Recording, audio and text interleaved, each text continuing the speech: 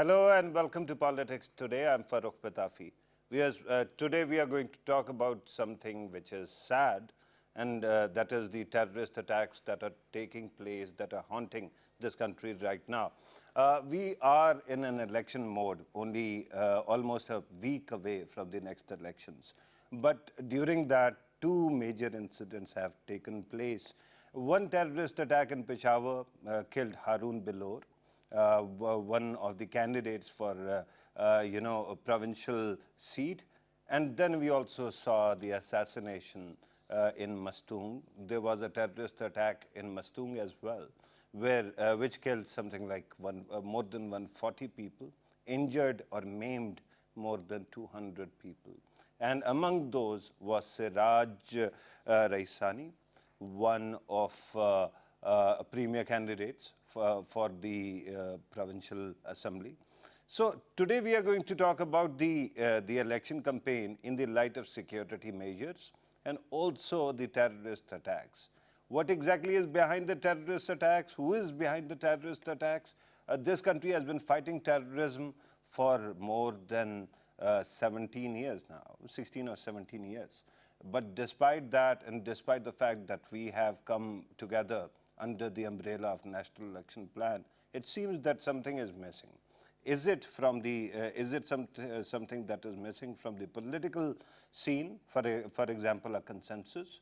Is it something else that might be actually haunting us from elsewhere? We are going to discuss this and many other things in today's program. And in order to help us understand these issues, we are joined by Barrister Muhammad Ali Saif, Senator of MKM, here in the studio with me. Thank you very much, sir, for being part of the program. From Quetta, we are joined by Senator Anwaar Kakar. He is from the party which was attacked in Mastung. Thank you very much, sir, for being part of the program as well. But then later in the program, we will be joined on telephone by two other representatives of two other parties. The moment they join us, I'm going to introduce them as well. Let me start with you, Barrister Saab. Your take on terrorism. Your party has been a victim of terrorism as well. Do you think that we have the right kind of environment and conditions that are needed for elections at this time? And do we have the right kind of preparations against terrorism? Well, it's a question that definitely requires a detailed response, which we don't have that kind of time at our disposal. Actually, you do. Good, good to know. Yeah. Insofar as the right environment is concerned, you see, there is never an ideal environment for any action. You always have to confront with situations and realities that are probably not either in your plan or not according to your choice. But you have to deal with them. Terrorism is one such issue, one such major issue in Pakistan, which has contributed to political instability, democratic derailment, and many other problems that our country is currently confronted with. I believe that realistically speaking and having a pragmatic approach, our election process and run up to the election is definitely, this whole process is fraught with problems and with problems of higher magnitude. Like you have just highlighted an attack on Harun Bilor in Peshawar, resulting in the death of several people. Then Mastung's blast was like an exceptional situation where the number of casualties has been tremendous. But I believe that we are ready for elections, and I don't see any other reason than going for it. Right. I don't think that this is the only way forward. Yes, I don't think that considering the fact that elections should be postponed or delayed for the sake of the question didn't imply that there should be some kind of delay. Only meant was whether we have the preparation or we need to do more. Let me go to Quetta. Kakar Saab, can you hear me? Right. Yeah, Kakar Saab, the question is regarding the tragic incidents that we have seen. Do you think that our state, the response of our state is correct at this time, and we have the kind of measures that are needed to secure the elections? Thank you so much, Patafi, for having me on this show, and it's such an important moment in our political life that I do need to speak out my mind on the behalf of my party. Uh, do we have enough? Probably we can never have enough. Are we in an ideal situation to handle or tackle the challenge posed by this menace of terrorism? No, I don't think so. Are we in the right direction? I think so, yes. Are we putting the resources available on our disposal in the right bucket? I think so, yes. Do we have the required results? Sometime we do, sometime we do face tragic situations as we have faced it in Mastung. So it's basically a mix of successes and failures, which is determining all the questions you are raising or all the themes you've been hinting towards.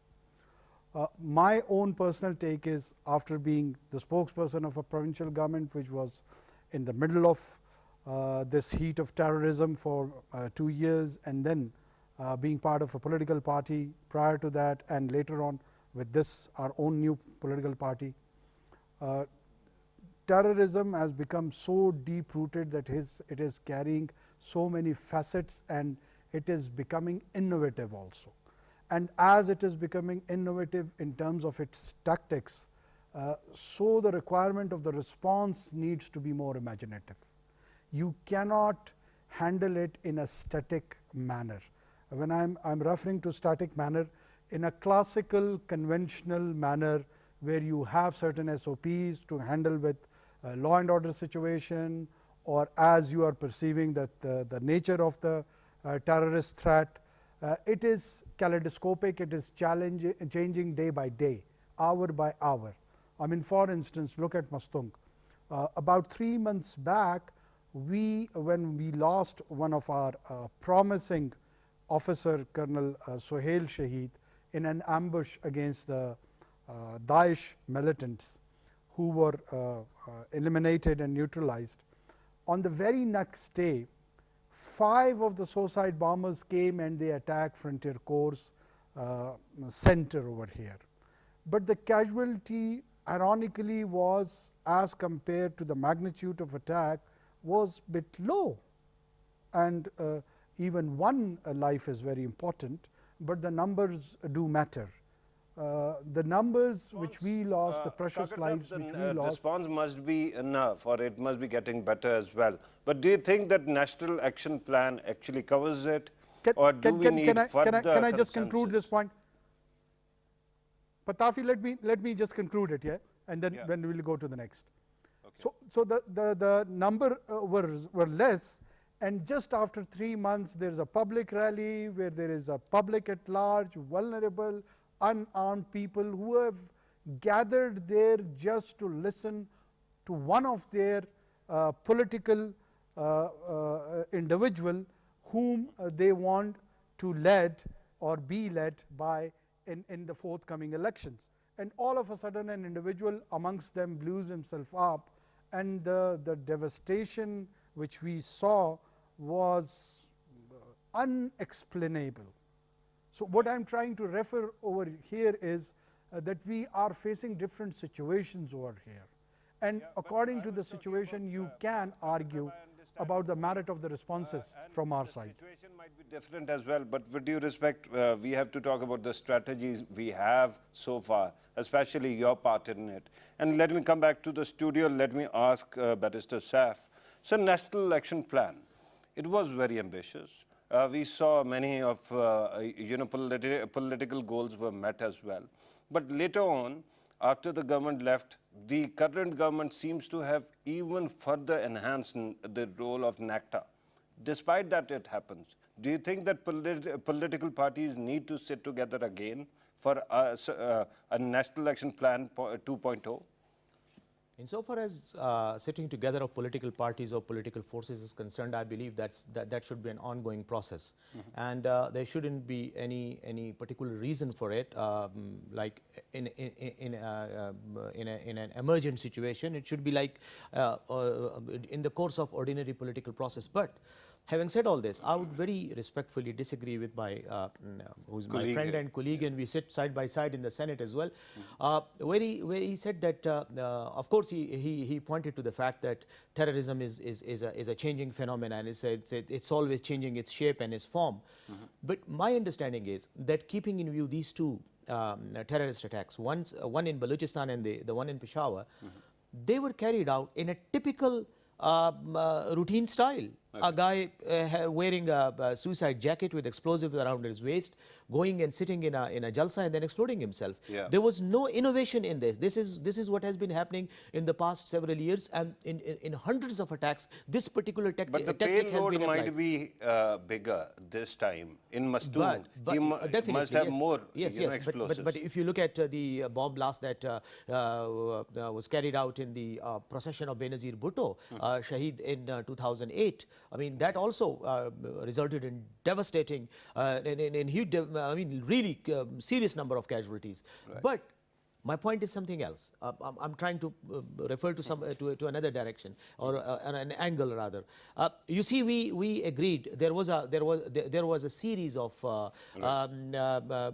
political parties consultative meetings. Then a national plan of action was agreed. It was approved by the Parliament.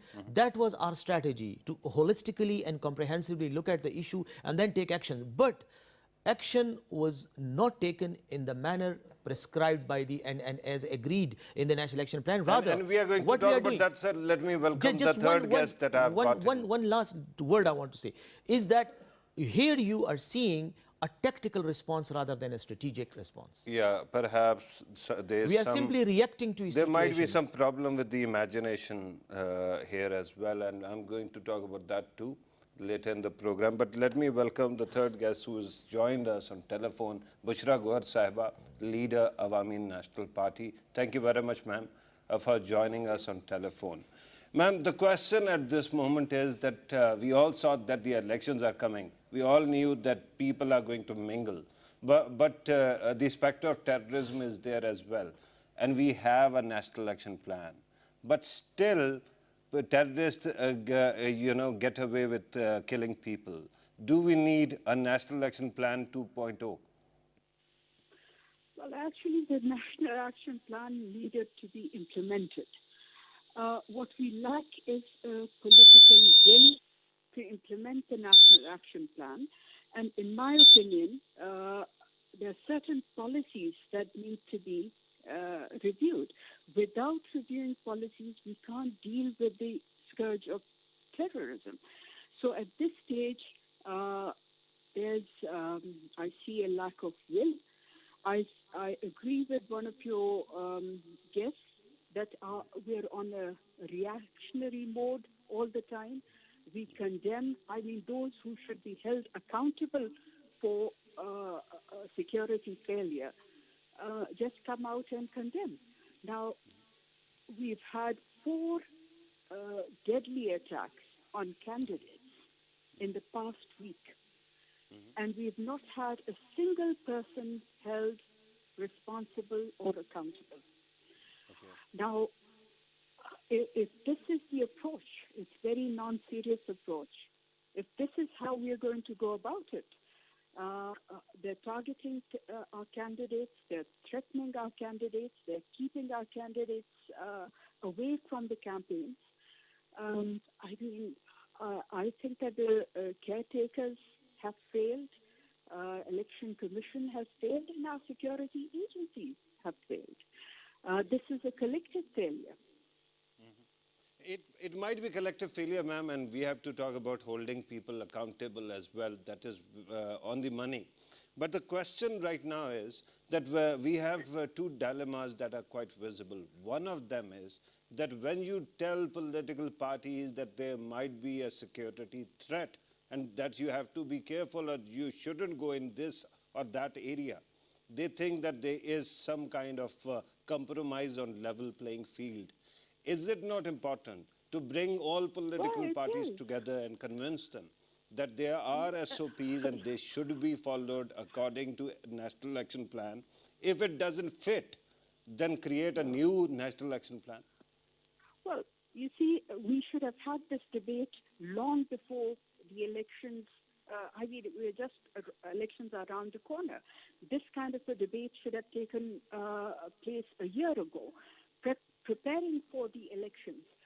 I personally think that, if some political parties are not allowed or they're told that they're being threatened while others are allowed to hold campaign rallies, then definitely political parties are going to question.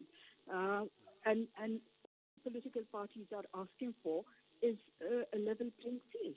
But if you're keeping some out, and whereas at this stage in 2013, ANP suffered because they were not allowed to campaign.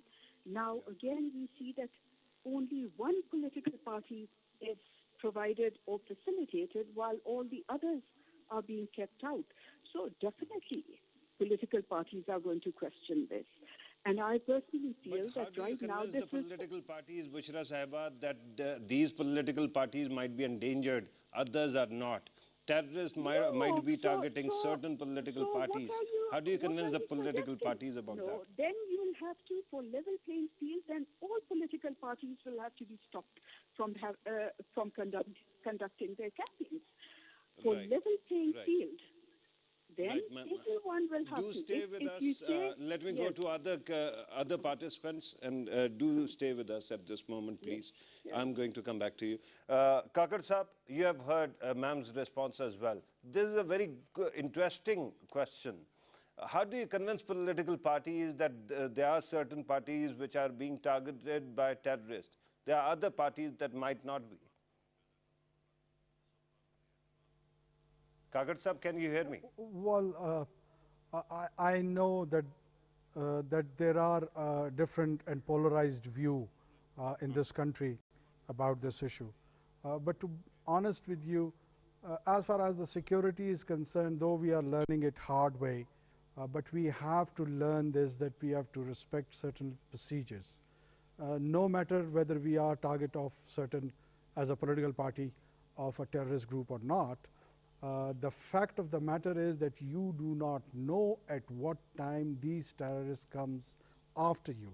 They have shown it time and again that they have attacked secular parties, they have attacked non-secular parties, they have attacked religious center of the right parties, religious oriented parties, pro-federation parties, anti-federation parties.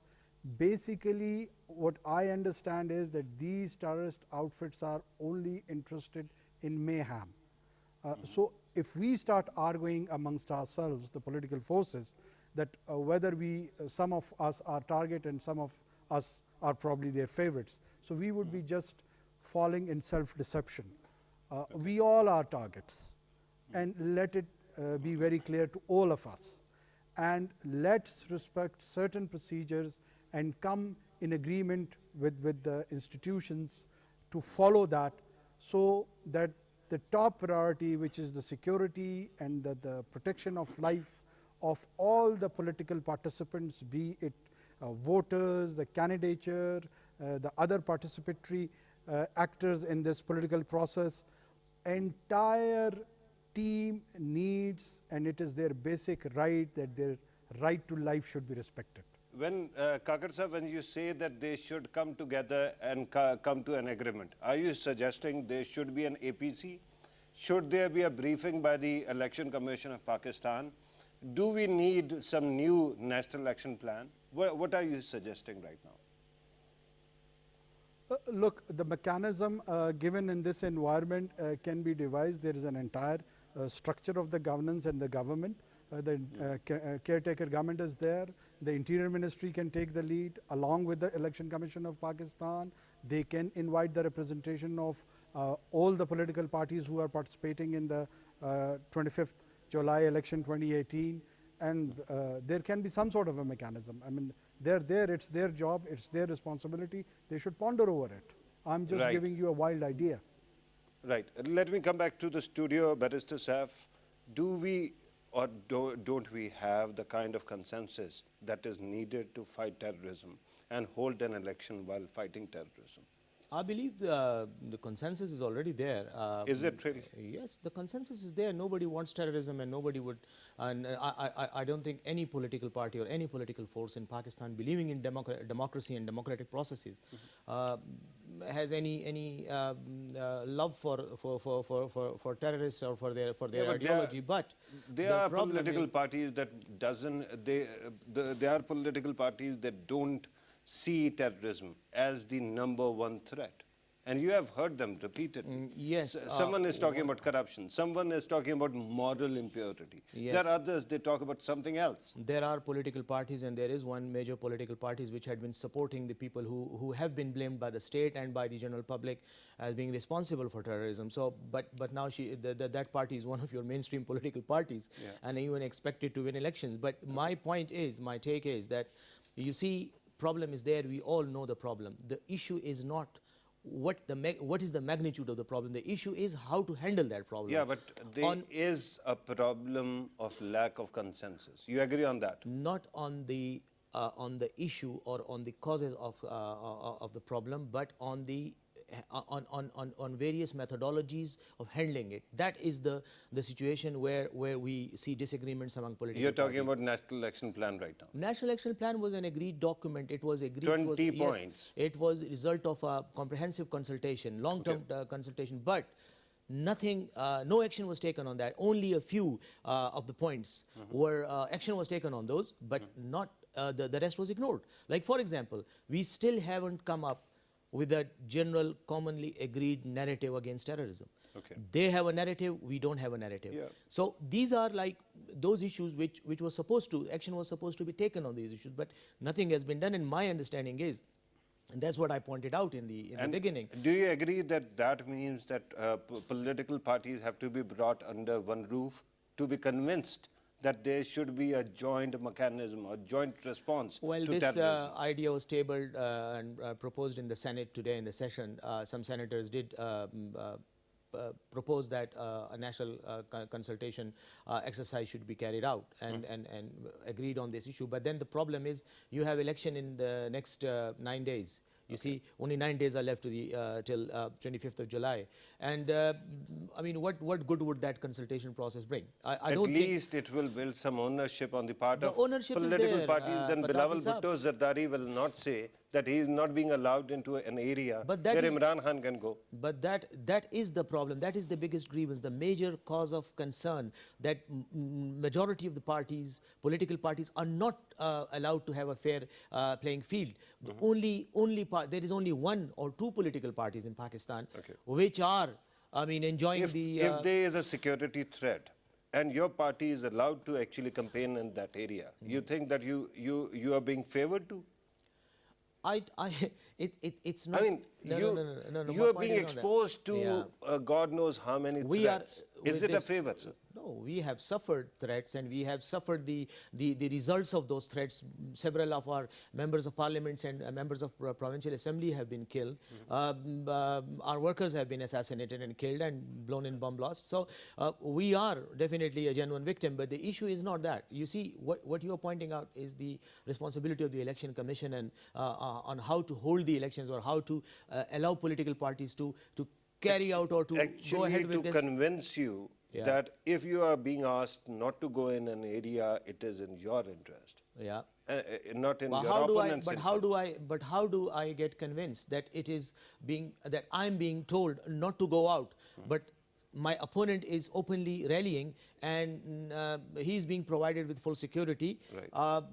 He has all the liberties and all freedoms, but I am being asked to sit at home and just watch it on television. This is the problem.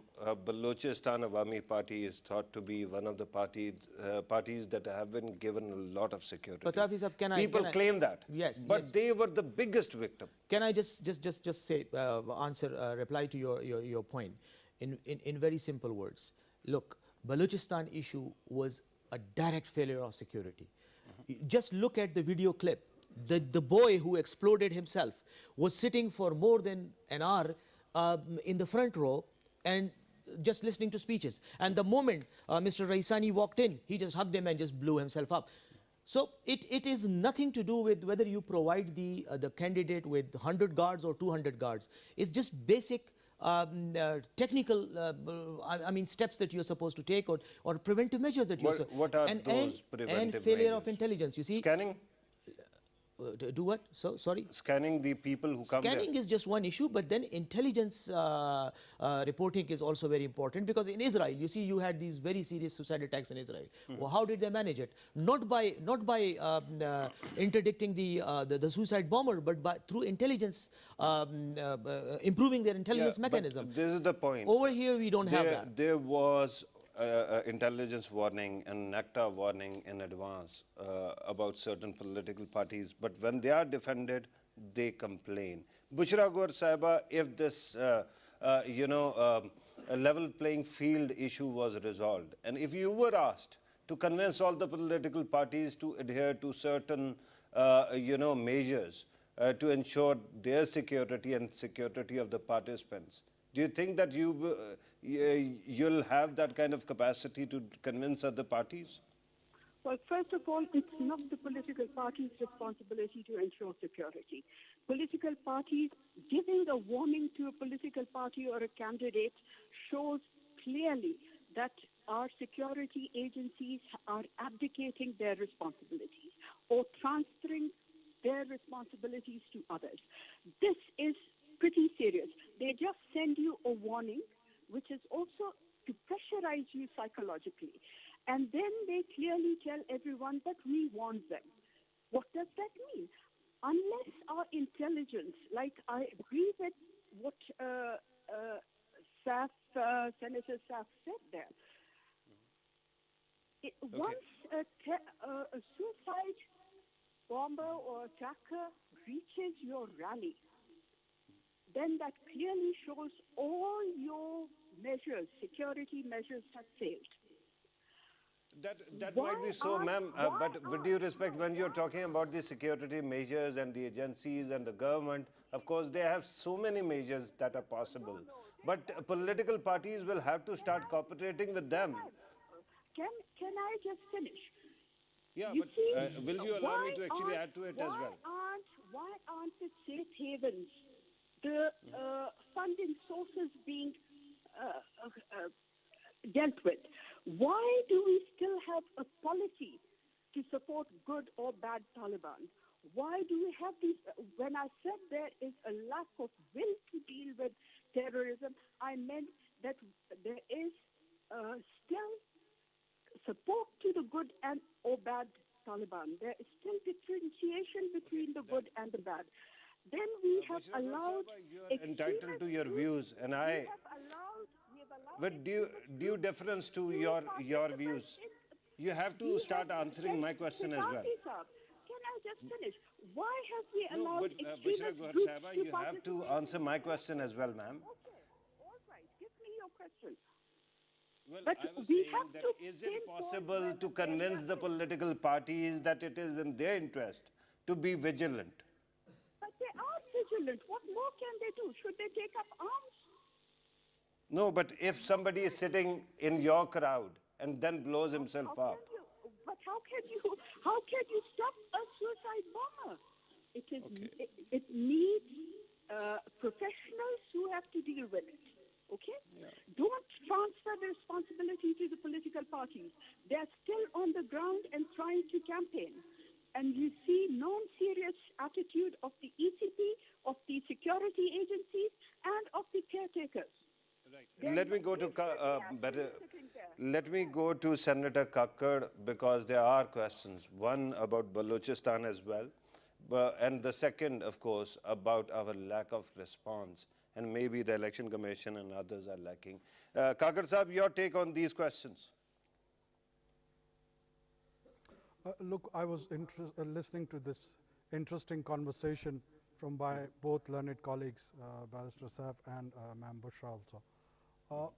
When I was earlier referring to the innovative tactics of the terrorists, that's what exactly I meant, which came out actually in this conversation.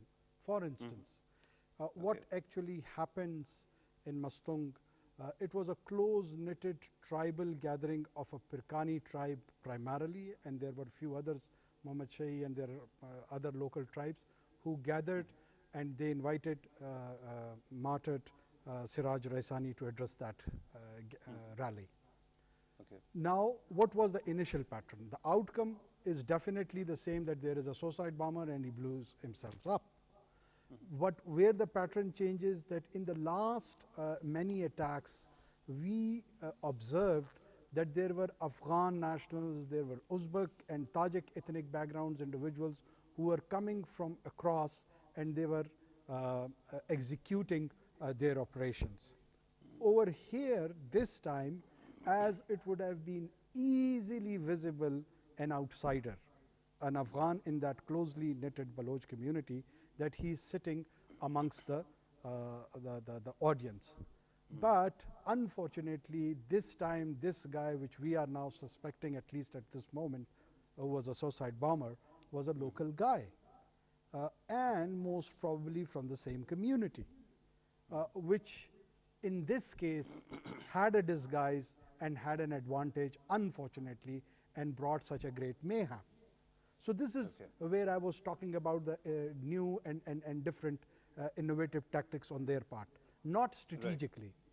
Right. And secondly, where we, the political parties and the confrontational approach of the so-called security agencies, their approach and our approach, I think so it is badly required that instead of reinforcing our own views, we desperately needs to explore our own selves. Explore our own selves, that what role can we play and what role can the security forces play, and the common objectives is a relatively peaceful society and country for ourselves. No matter how hard we bring those old narratives, based on my view, probably on hearsays, wouldn't lead and help us anywhere. My humble request here would be that a healthy discourse, an informed discourse, if it is allowed on certain forums, we may come to certain conclusions which is in the greater interest of larger society. Right, it is true, but let us talk about the measures that can be taken immediately. One statement that came out immediately after the attacks was that it was a conspiracy to delay elections. But do you honestly think that in this environment, elections can be held without any fear of loss of life? Well, the fear has to be there till the last moment. I am not denying that. And if I deny it, it would be an attempt of self-deception. But the more important question is that is it a manageable fear or is it an unmanageable fear? In my opinion, it's a manageable fear by the individuals, by the state, by the society. I was just an hour back with the family of late Harun Belor and late Siraj Raisani, and in the manner and in the resolve Siraj's son was speaking, it brought just tears and bewilderment with me, that how can a son going through such deep pain come up with such composure? And I see hysteria with the people who are very distant to all that what is happening. So, so that does encourage me that the fear which was directed to be installed in the hearts of the common man, that is going to fail, because this sort of violence is not sustainable. No human society so far recorded has been come up with a record that fear has taken hostage of any state or society. Right. It so does we have to play actually mayhem, fight back, does and we have to fear, but it cannot stay put, and we have to go for the it elections. cannot take it to a perpetual sense of fear. Right, that is true. Let me come back to the studio. Barrister Saab, the questions, the comments are in front of you. It seems to me that all parties are well-meaning. all the actors are well-meaning and they want to hold the elections and they want to fight terrorism. But the problem is there's immense lack of trust. Each party keeps on coming with its own narrative, and then they think that if they are being restricted to do this or that, it is because of some vested interest. How do you actually overcome this kind of lack of trust? Well, I don't have a simple answer for that, because it's not a simple issue. It's a very complex phenomena, and the political behavior or psycho-political behavior in a society is dependent upon and is determined by the way the hostility, the level of hostility in a society. We are a polarized society, as Kakar Saab pointed out, in all respects, religiously, socially, economically, politically. We are a very highly polarized society, and whenever you have a confrontation of this type, be a democratic, peaceful confrontation, but it is a confrontation, you do,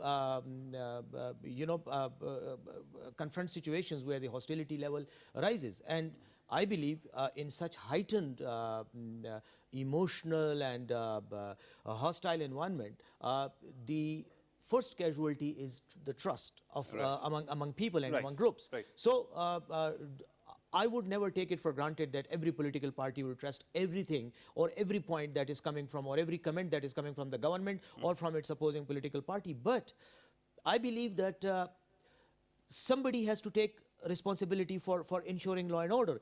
As Bushra Gohar pointed out, it is not the responsibility of a political party to make sure that a suicide bomber is prevented from coming into the city. No, but do you respect if you are told not to hold a rally here or there? Then how do I make my, how do I work with the authorities, find a solution? The authorities do not have a solution. They do not want to find a solution. This is the question. Several times. No, but this is the point.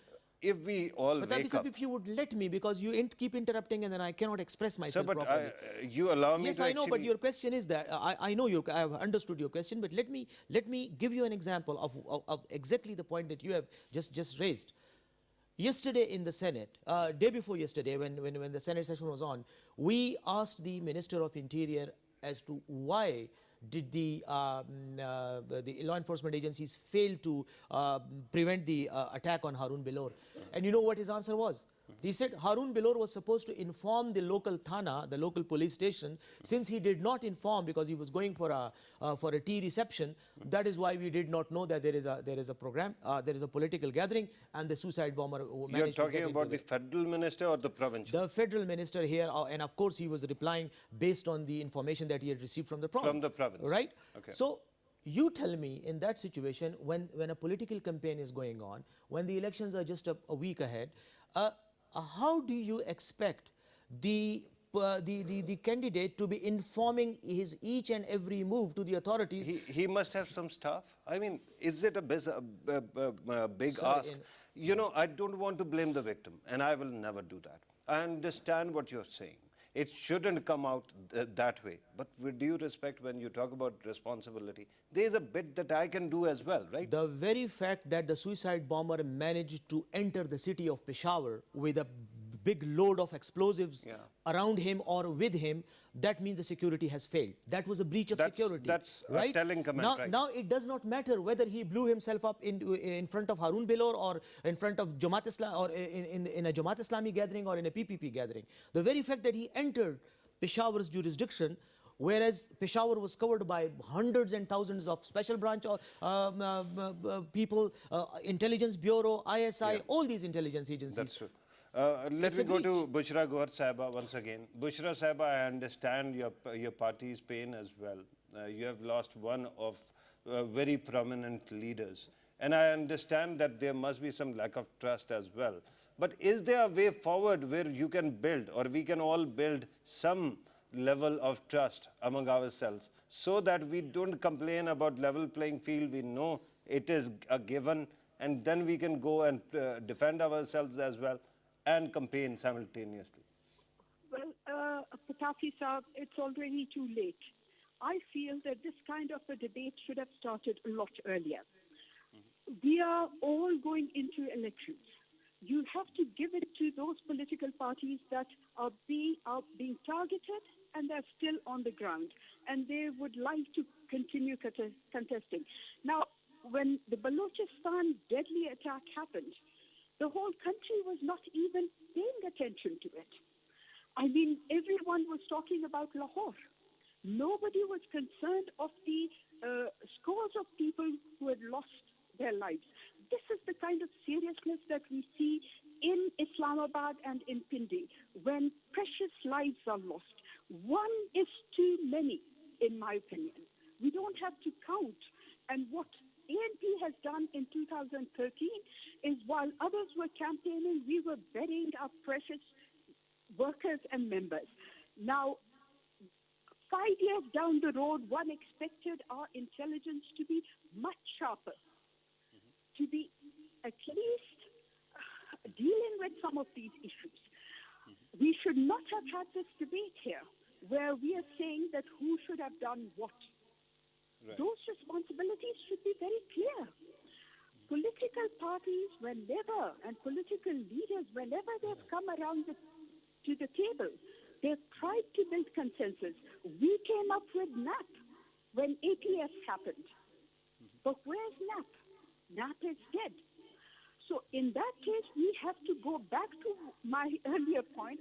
Do we have the will to deal with terrorism? Okay. And why are we, why are those who are responsible for security involved in other issues? We see the Supreme Court focused on building dams. We have our election commission, somehow, which was strengthened. I don't know whether we can talk about terrorism and talk about courts and other things. With due respect, we have to talk about the relevant actors, right? It's all connected. Okay. That is a fair comment, ma'am. But I'm told that we are running short of time. Bushra Gohar Saiba, thank you very much for your time.